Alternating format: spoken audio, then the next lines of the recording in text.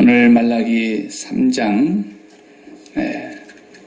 읽은 말씀 중심에서 여호와께 돌아오라 라는 제목으로 말씀 상고하겠습니다. 신앙생활의 새로운 출발은 언제나 여호와께 돌아오는 것에서부터 시작이 됩니다. 잘 믿는 사람도 가끔은 하나님을 떠나는 경우가 있지 않습니까? 그러다가 다시 시작할 때 보면 하나님께로 돌아오는 것입니다. 그래서 성경은 언제나 우리 하나님께서 집 나간 자식 기다리는 것처럼 예수님의 그 누가복음 15장의 탕자의 얘기 가운데 둘째 아들, 집을 나갔던 그 아들을 한순간도 잊지 않고 동네 여기를 이렇게 쳐다보는 습관이 생겨서 오늘 혹시 동네 여기마다 사람이 붐빌 때니까 우리 아들 혹시 돌아오지 않을까. 매일 봤기 때문에 상거가 먼데 알아봤다 그랬잖아요. 눈도 나쁘실 텐데 아버지가. 아들을 그냥 금세 알아보고 달려서 아들을 끌어안고 입 맞추고 그렇게 했던 그 누가복음의 비유는 항상 돌아오는 데 초점이 있어요. 여호와께로 돌아오는. 그것이 신앙이에요. 착한 아들은, 착한 딸은 빨리 성인이 되면 부모 수라를 떠나서 독립해가지고 자기가 스스로 삶을 개척해 나가고 이렇게 해서 빨리 좀 자수성가한다 그러나요? 그렇게 하면은 착한 자녀라고 그러지만요. 신앙은 그렇지 않아요. 신앙은 아버지 집을 떠나는 것이 죄악입니다. 아버지 집을 떠나면 죽음이에요. 마치 그 물고기가 물이 좀 오염됐다고 하더라도 거기 살아야지 오염된 물이 들어왔다 그래서 물고기가 물 밖으로 나와버리면 죽음이죠. 신앙생활에 있어서는 아버지 품을 떠나는 것 자체가 이미 죽음이요 죄악이라고 성경은 말하는 거예요.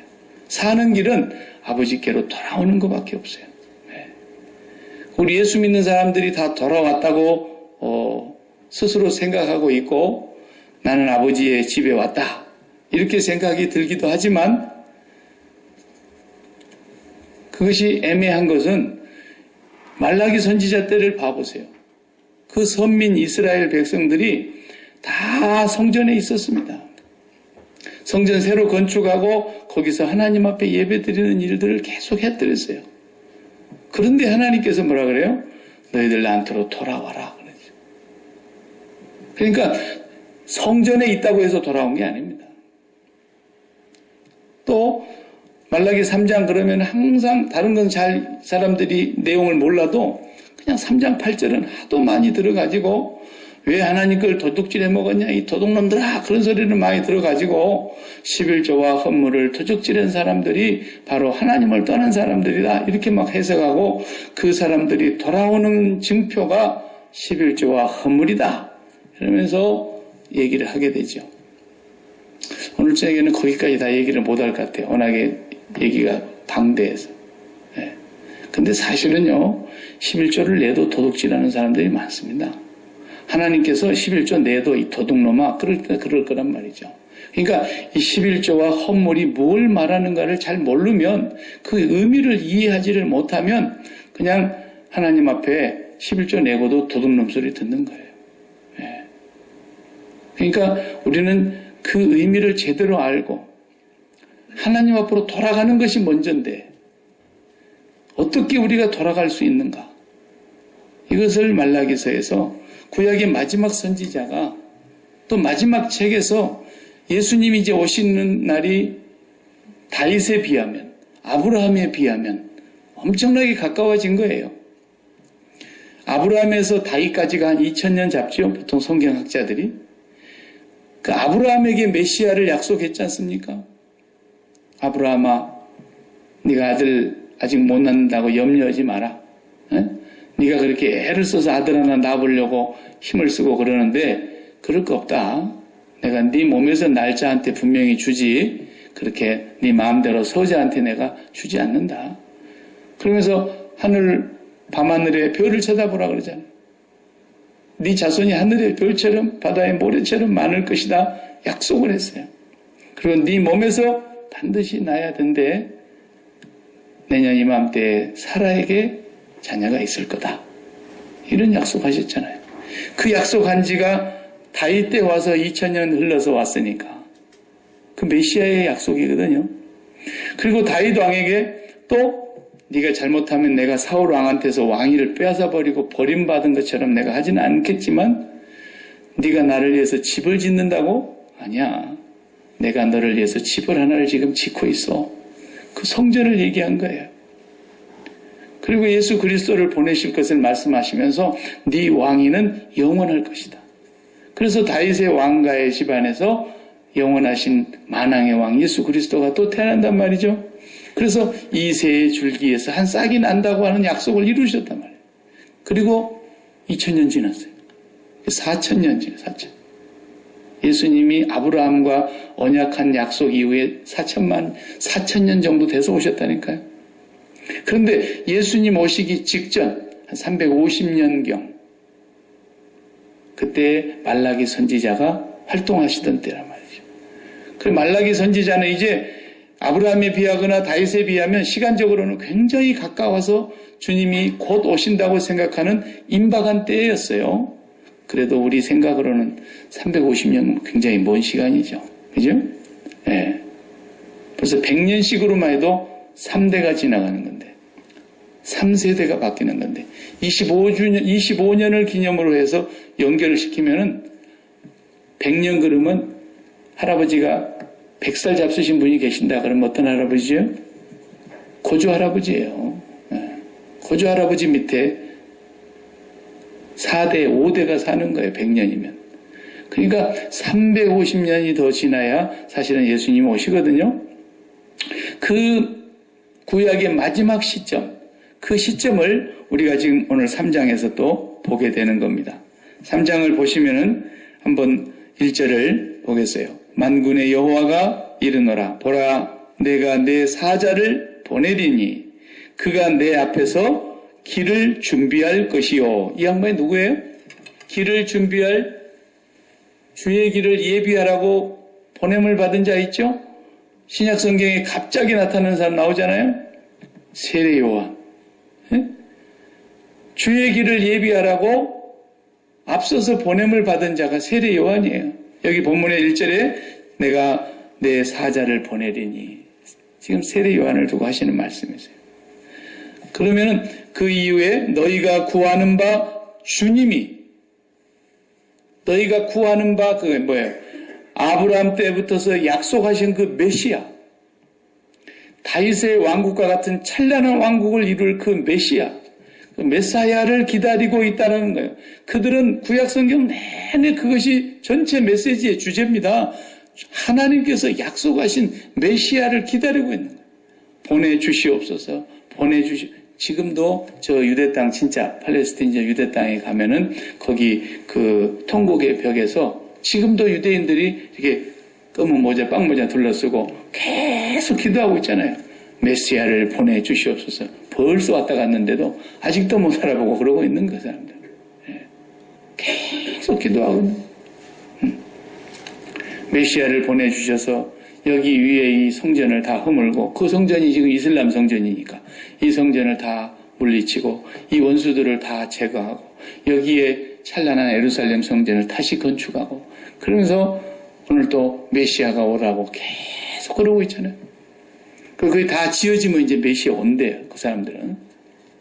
그런 걸 요즘 무슨 복음이라고 그냥 계속 듣고 다니는 사람도 있어요. 제3의 성전 지어지면 뭐 종말이 온다 그러면서 맨 그딴 소리를 하고 앉아요. 성경을 같은 거 어디로 보는지 엉터리 같은 사람들이 너무너무 많습니다. 어쨌거나 여기 너희 구하는 바 메사야, 주님이 갑자기 그의 성전에 임하시리니 그랬어요. 너희가 사모하는 바 언약의 사자가, 여기 언약의 사자는 예수님을 말하는 거예요.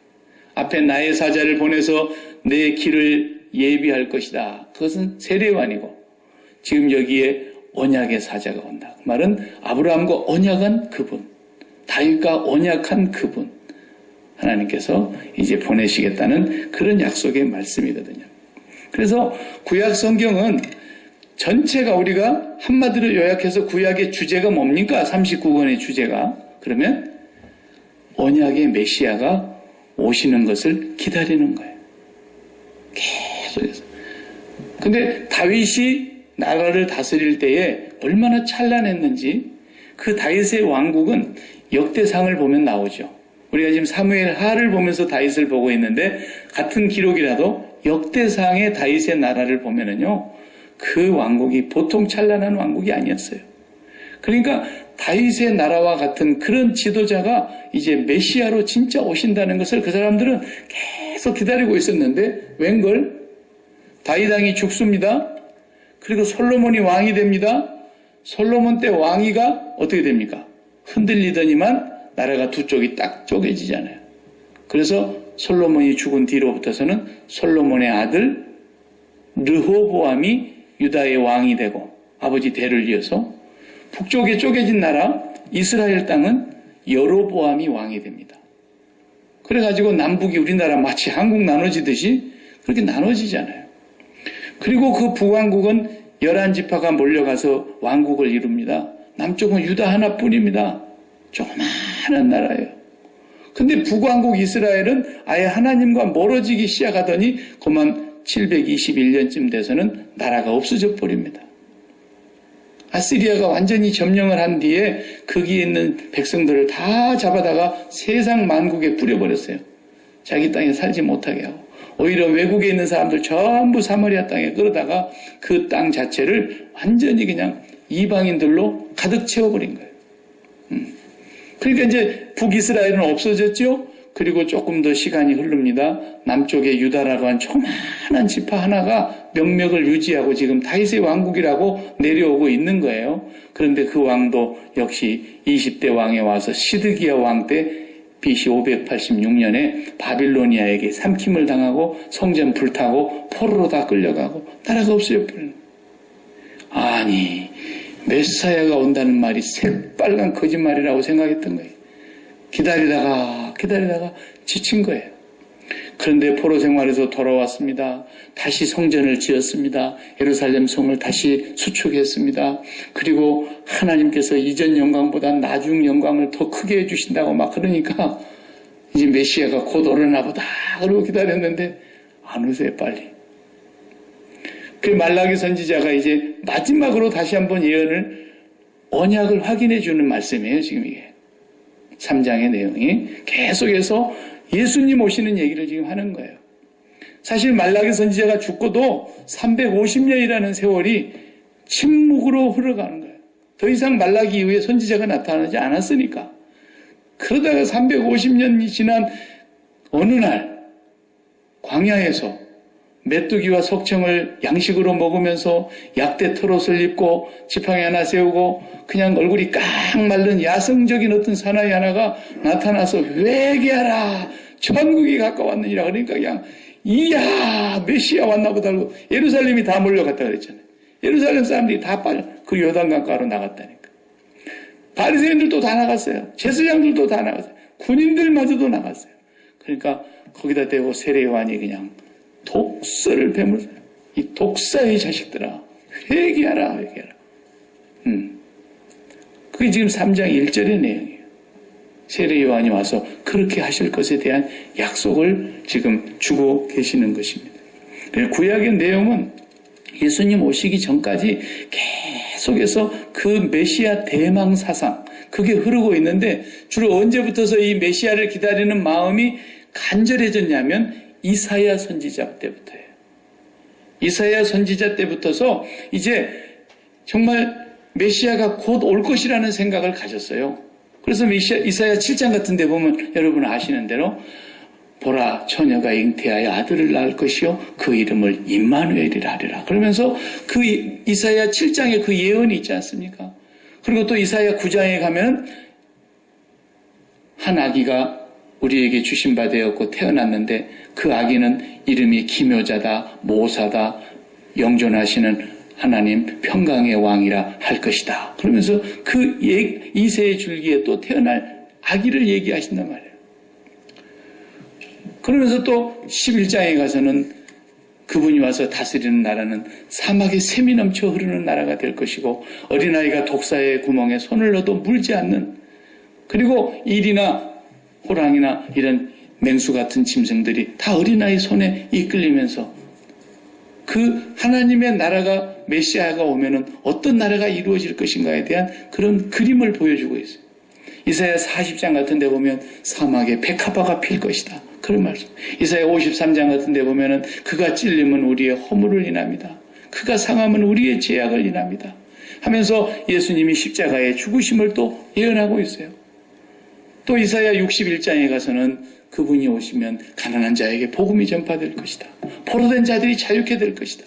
압제하던 자들이 다 그 멍에가 꺾이고 모든 흉악한 결박이 풀리게 될 것을 말씀하시면서 그러니까 이사야 선지자 때부터서 메시아가 온다는 그 기다림이 극도에 달했어요.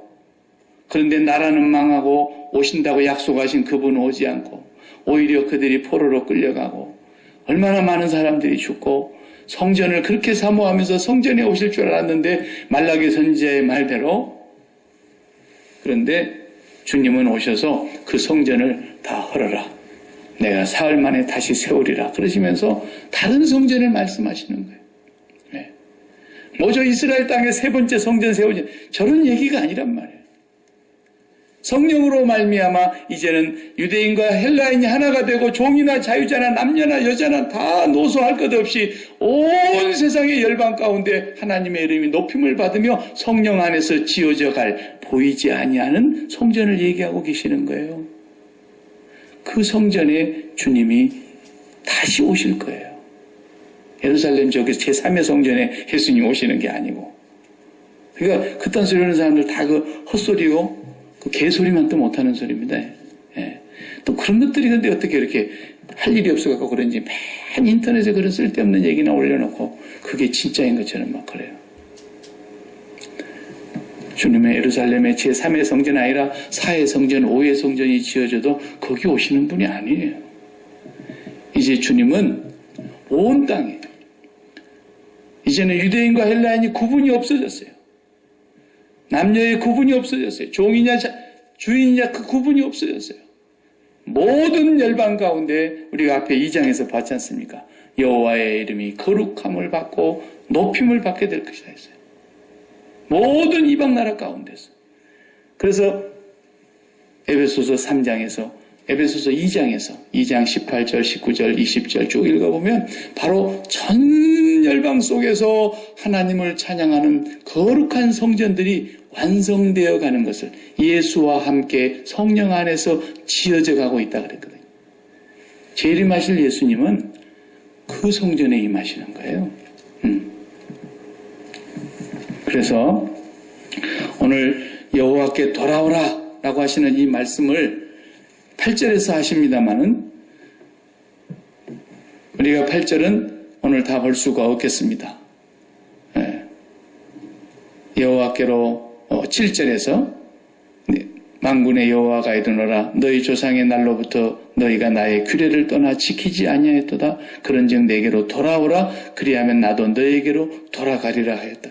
하나님께서 돌아오라 그러십니다. 돌아오라 그러십니다. 우리가 돌아가려면은 준비해야 될 것이 있다는 겁니다. 그게 뭐냐 하면은 첫 번째로는 우리의 마음의 길이 예비되어야 된다는 겁니다. 세례 요한이 와서 하신 일이 그거였지 않습니까? 세례 요한은 주의 길을 곧게 하라고 광야에서 외치는 자의 소리라 그랬어요. 그래서 주의 길을 예비하기 위해서 오신 분이 세례 요한으로서 예수님을 맞이함으로써 우리가 하나님 아버지께로 돌아가는 거 아닙니까? 예수님을 만나지 않고 어떻게 아버지께로 돌아갑니까? 하나님께로 돌아가는 첫 번째 길은 세례 요한이 외쳤던 것처럼 회개하는 것입니다. 마음이 돌이키는 거예요. 마음이. 그래서 그가 물로 세례를 주면서 이제 아브라함의 자손이라고 해서 다 구원받는다고 하는 그런 망상을 버려라. 누가 너희들을 아브라함의 자손이라고 진노를 피한다 그런다더냐. 도끼가 이미 나무 뿌리에 놓여 있는 것과 같아서 회개하지 아니하는 자들은 다 찍어서 불에 던져버린다고 세례 요한이 바리새인들이나 유대인들을 향해서 외쳤던 거예요.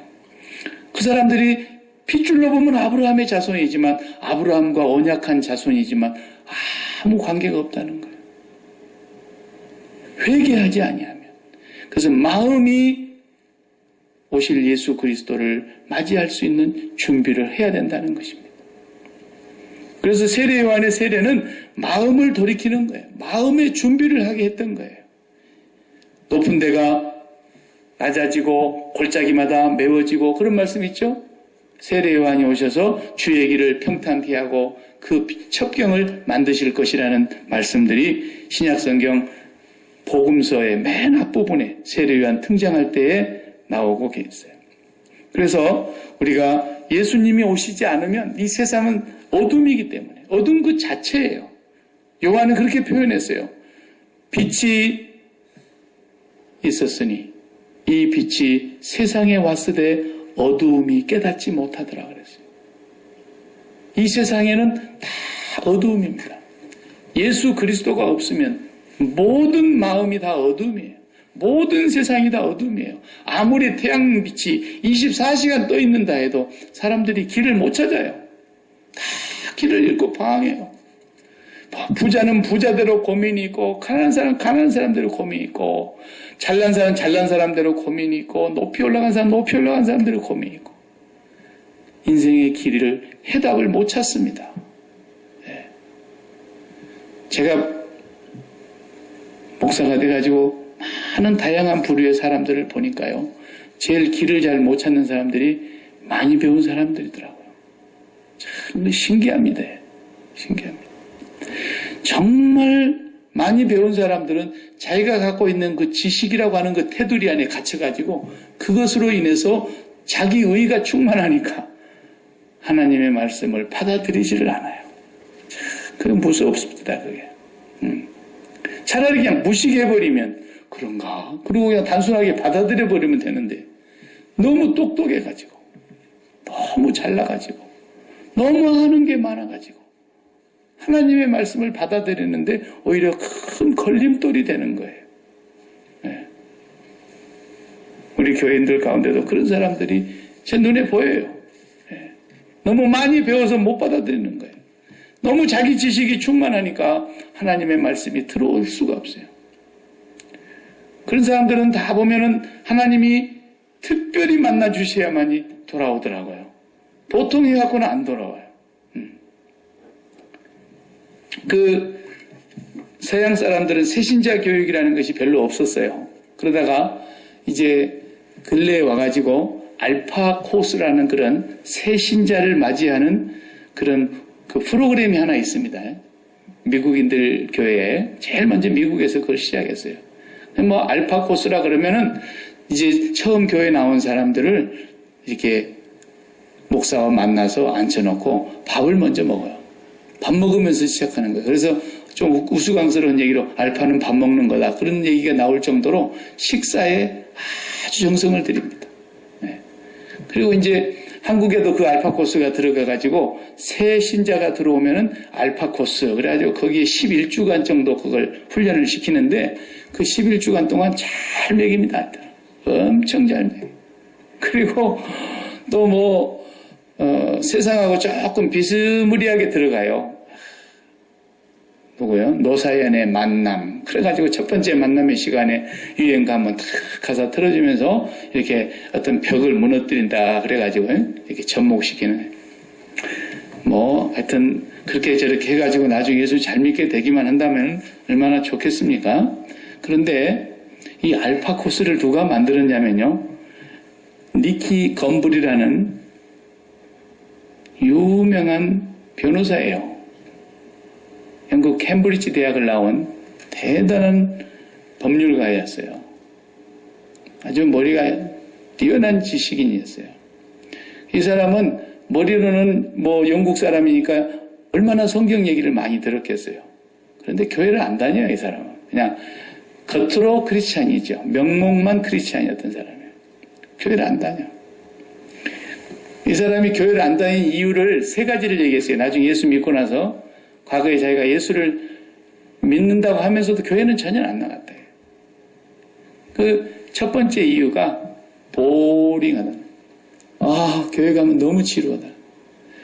세상은 날마다 급변해가고 막 전광석화처럼 빠르게 화살처럼 변해가는데 교회 가면 내 주를 여러고 앉아있다 맨날 18세기 노래를 부르고 있고, 예? 하나도 교회는 뭐 바뀐 게 없고 우리 교회처럼.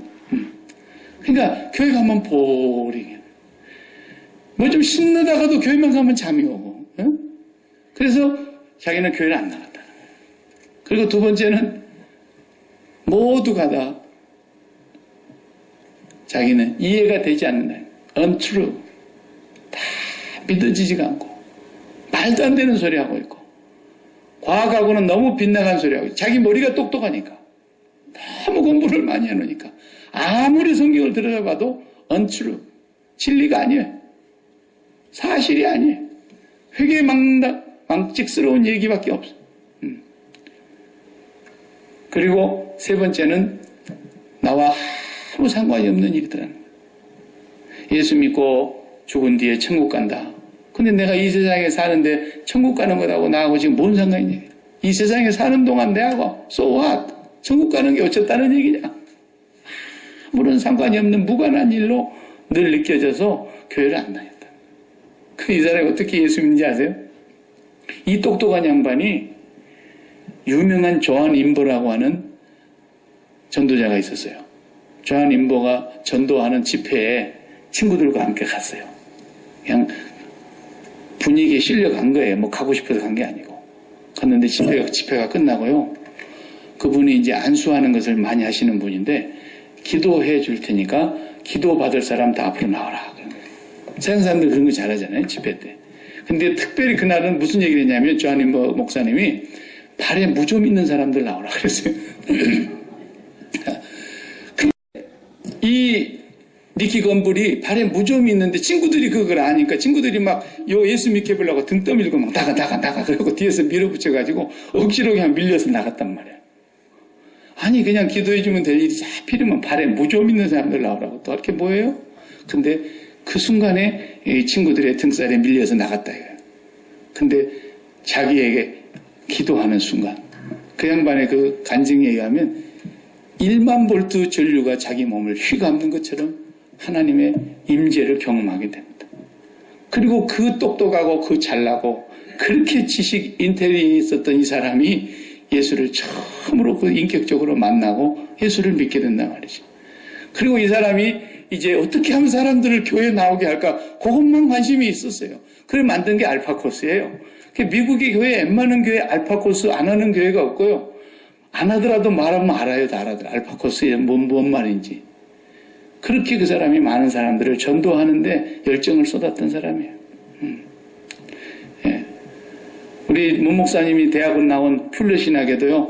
교회 성장학이라고 하면 대가요. 교회 성장학의 아버지라고 할 정도로 훌륭한 신학자가 있었는데 그분이 맥가브란이라는 분이거든요. 근데 맥가브란이 이제 또 제자를 하나 키웠는데 그분은 피터 와그너예요. 그 맥가브란은 돌아가시고 피터 와그너가 이제 퓰러 신학에서 아주 전성기를 이루고 있을 때요. 그 양반이 예수님을 믿기는 믿었는데 그냥 신학적으로 믿었던 거죠. 학문적으로 믿었던 거예요.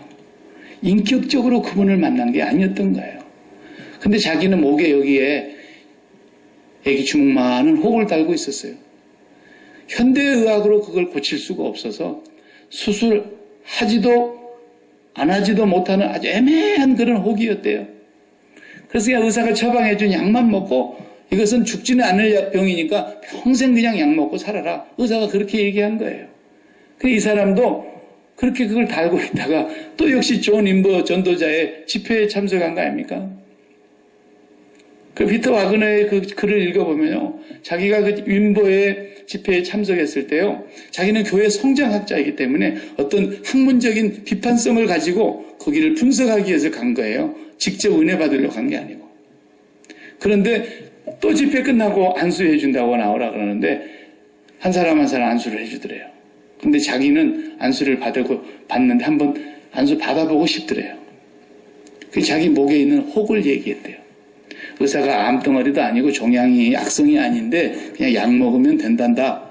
그래서 나 지금 약을 먹고 있다. 그러면서 이제 이것을 얘기했는데 그날 윈버목 전도자가 손을 얹고 기도하는 순간에 그 자리에서 이게 싹 없어졌어요. 아멘. 그러고 나니까 깨끗이 나는 거야. 그 자리에서. 그래서 그분이 풀려신학교 그만둔 겁니다. 그래서 교수 그만두고 교수 사임해버렸어요. 그리고 그분이 이제 목회자로 나서가지고 전도자로 나서가지고 저 아nem버처럼요.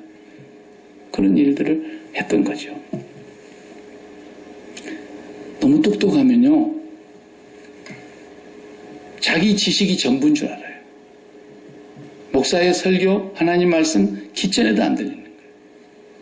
하나님이 불쌍히 여겨주셔서 하나님이 특별한 방법으로 어떻게 만나주시지 않으면 참 어려워요. 사도 바울도 그런 사람입니다.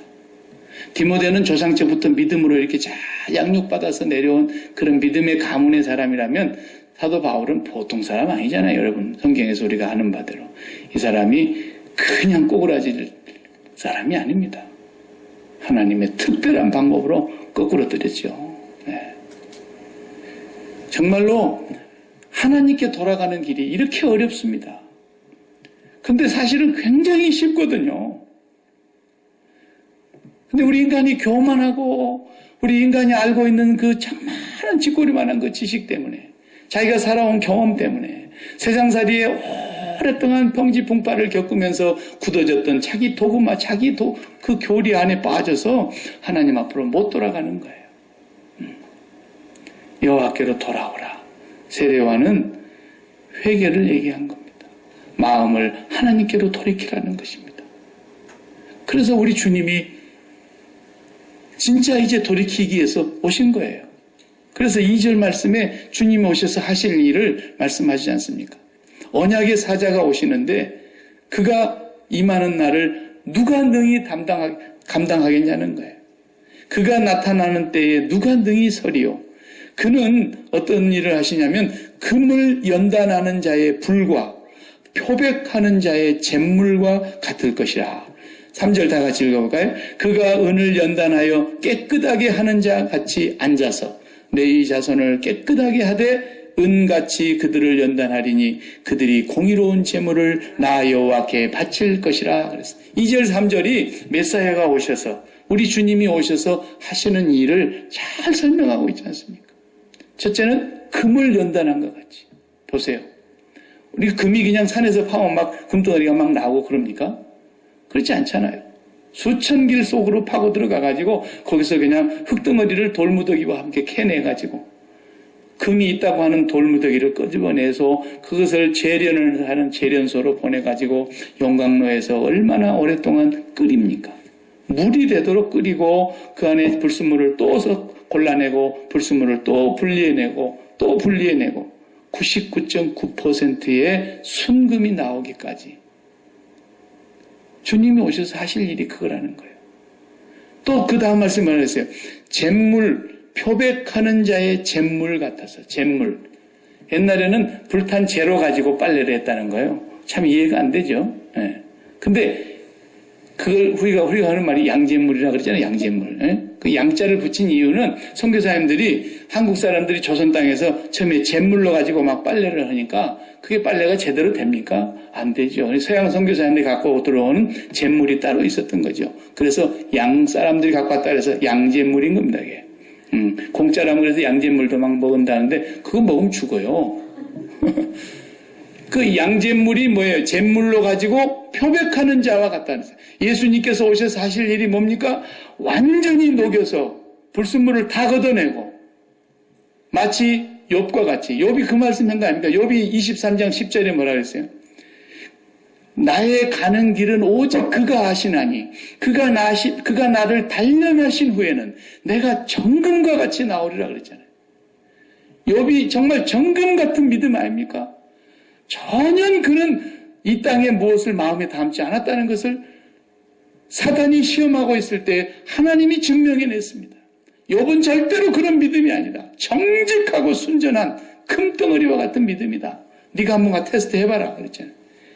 자식을 담는 것이 아니었고 돈을 담는 것이 아니었어요. 사업을 담는 것이 아니었어요. 자신의 건강 문제를 담는 게 아니었어요.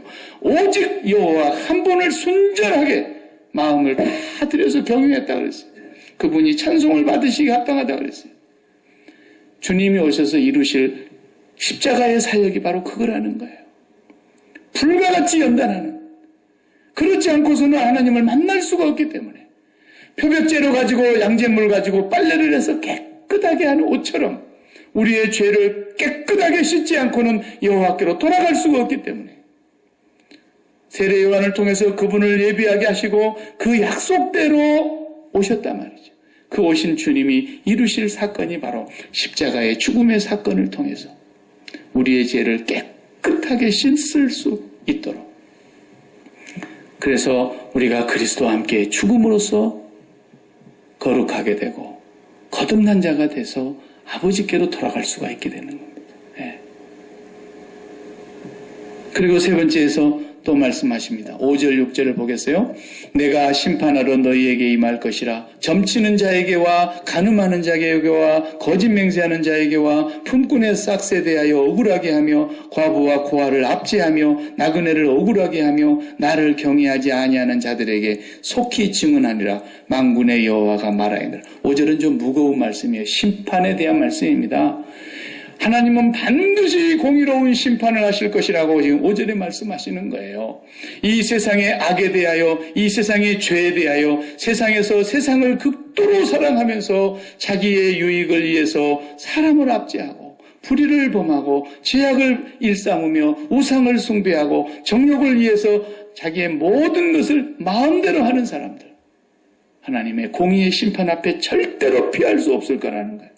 5절의 말씀이 그 말씀인데 6절을 다 같이 읽어봐요. 나 여호와는 변하지 아니하나니 그러므로 야곱의 자손들아 너희가 소멸되지 아니하느니라. 그래서 이렇게 하나님의 공의로운 심판이 이루어질 날이 다가오고 있지만 하나님 여호와께서는 변하시는 분이 아닌데 뭐에 대해서 변하지 않느냐?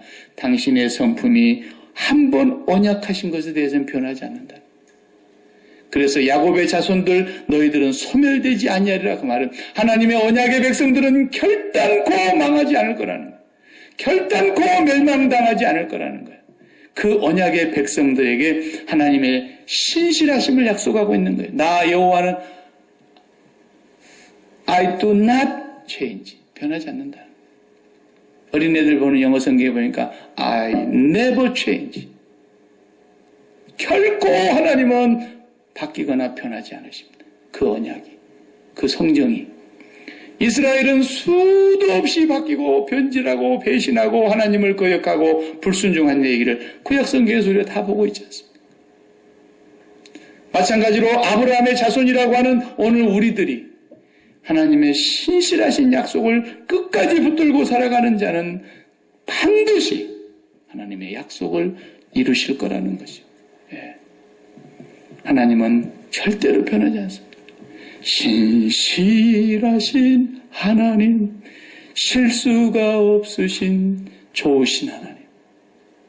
그 약속하신 것 아브라함에게 약속하시더니 아브라함에게 약속하신 그 씨앗을 반드시 낳게 하시고 다윗에게 약속하시더니 그 찬란한 왕국을 주님께서 만왕의 왕으로 오셔서 다윗의 뿌리에서 태어나시고 그리고 그분이 약속대로 이사야가 말씀하신 대로 십자가에 죽으시고 그가 찔림과 그가 상함은 우리의 죄악과 허물 때문이었고 그래서 약속하신 그분을 하나님께서 반드시 세상에 보내주신 것을 보라는 거예요. 말라기는 못 보고 죽었죠. 말라기 시대 사람들도 못 보고 세상을 떠났습니다. 그러나 하나님은 반드시 약속을 이루셨어요. 이제 마지막 약속 하나 남아 있습니다. 그분이 지금 오고 계십니다. 매우 매우 가까이 오셨습니다. 어떤 사람들은 그것을 맨날 시계바늘만 들여다보고 있으면서 사실 지금 요즘 종말론자들이 지구의 종말을 예언한 날이 언제입니까? 지금 미국에 가장 종말을 많이 얘기하고 있는 사람들이 날짜가 언제인지 아세요? 관심이 없으니까 잘 모르시죠? 이번 주말 토요일이에요. 예? 예? 9월 23일에 지금 세상 종말 온다고 지금 난리 아닙니까, 지금? 예. 한국도 날리고, 미국도 날리고, 인터넷에 온 사방에 도배를 해놨어요. 예. 이번에 그냥 이클립스 그 계기 일식이 지나가면서 미국을 거슬러 한번 횡단하면서 그 이후에 처처의 기근과 지진이 있으리니 그러더니 그냥 막 아마가 오고 얼마가 오고 막 합의가 오고 난리를 친다잖아요. 지금 또 하나 올라오죠 지금. 그리고 멕시코의 지진이 2번 일어나고 막 태평양 환태평양에 지금 불의 고리가 흔들리고 있는데 23일 날 지금 온다고 난립니다 지금. 여러분들은 지금 그런가 그러고 지금 있으시지만 온 세상의 종말론자들은 지금 9월 23일부터서 한 주간이 마지막이라는 거예요. 역사에. 네, 그것 또한 헛소리요 개소리지만 그래도 주님은 분명히 오고 계십니다. 우리가 손을 뻗으면 거의 닿을 만큼이나 가까이 오고 계신다고 해도 과언이 아닙니다. 주님은 약속대로 오실 분이며 이제 우리가 그분에게로 돌아가기 위해서 철저하게 준비해야 됩니다. 금을 단련한 같이 순금을 만드는 것처럼 우리 마음이 표백제를 가지고 깨끗이 때를 제거하는 것처럼 예수 그리스도의 십자가에서 철저하게 우리는 이 세상의 마음에 붙였던 것들을 끊어내야 됩니다. 세상에 대해서 죽은 자로 선포하고 살아야 됩니다. 세상에 절대로 마음을 빼앗기지 않아야 됩니다. 왜 세례 요한이 그들을 보고 아브라함의 자손이라고 하지 않고 독사의 새끼들이라고 그랬겠어요? 뱀의 자식들이라는 말이에요. 뱀이 왜 그렇습니까? 배로 땅을 기어다니면서 십자가의 원수를 행하는 사람들이 다 그들이 섬기는 신은 배요. 그들의 영광은 부끄러움에 있고 땅의 일을 생각하는 자들이라고 그러잖아요. 전부 이 땅에 배를 붙이고 땅에 마음을 붙이고 땅의 것으로 양식을 삼는 사람들 반드시 하나님의 공의로운 심판이 있을 거라는 거예요. 그게 5절의 약속입니다. 그리고 6절은 언약의 자손들은 결단코 소멸되지 않을 것이다. 나 여호와는 절대로 언약한 것이 변하지 않을 거다. 우리는 철저하게 이 세상에 대하여 십자가에 못 박힌 자들입니다. 죄에 대하여 못 박힌 자들입니다. 이제 이 심장을 하나님께만 드리고 하나님께 대해서만 정직하게 순전하게 우리가 나아가야 될 사람들입니다. 말라기 선지자는 이 땅에 처음 오신 예수님을 그렇게 소개했지만 우리는 그분이 왔다 가시고 이제 오고 계시는 그분을 기다리는 사람들입니다. 우리가 그분께로 돌아가기 위해서 날마다 깨어 기도해야 됩니다. 날마다 우리 자신을 그리스도의 보혈의 피에 적시며 그의 죽으심과 그분의 살과 피를 양식으로 삼으며 행여라도 내 마음이 세상과 붙어서 세상과 짝할까? 세상의 정욕을 따라서 육체와 마음이 원하는 대로 갈까? 조심하고 경성하여 기도해야 됩니다. 생각지 못하는 알지 못하는 순간에 주님이 반드시 오신다는 약속을 이루실 것입니다. 기도하십시다. 하나님 감사합니다. 말라기 선지자의 마지막 예언을 통해서 하나님께서는 그 시대 백성들에게 일깨우고 또 일깨우며 약속하신 메시아가 올 것을 선포하셨습니다. 신실하신 여호와 하나님께서는 아브라함에게 언약하신 대로 그것을 다윗에게 재확인하시며 수많은 구약의 선지자들을 통해서 반복하여 말씀하신 아버지 하나님 말씀이 하나도 땅에 떨어지지 아니하고 이 땅에 성취되고 메시아가 오셔서 만민의 구주가 되시고 만왕의 왕이 되시고 만민의 죄를 속하시기 위해서 십자가에 죽으시고 부활하시고 승천하신 이 사건을 하나님 아버지께서 언약대로 이루신 것을 감사합니다. 이제 주님 약속하신 대로 다시 오시겠다 하셨고 생각하지 못할 알지 못하는 순간에 도적이 오는 것처럼 오시겠다고 약속하셨고 노아의 때와 같을 것이라고 말씀하셨습니다. 저희들 깨어서 한순간이라도 흐트러진 마음 되지 않게 하시고 허망한 데 뜻을 두지 않게 하여 주시고 세상의 마음이 끌리지 않게 하여 주시고 철저히 그리스도의 십자가를 붙잡고 그리스도 안에 거하며 성령의 이끌림을 받아 살아가는 자녀들 되게 하여 주셔서 여호와께로 온전히 돌아가는 저희들 되게 하여 주옵소서. 예수님의 이름으로 기도하옵나이다. 아멘.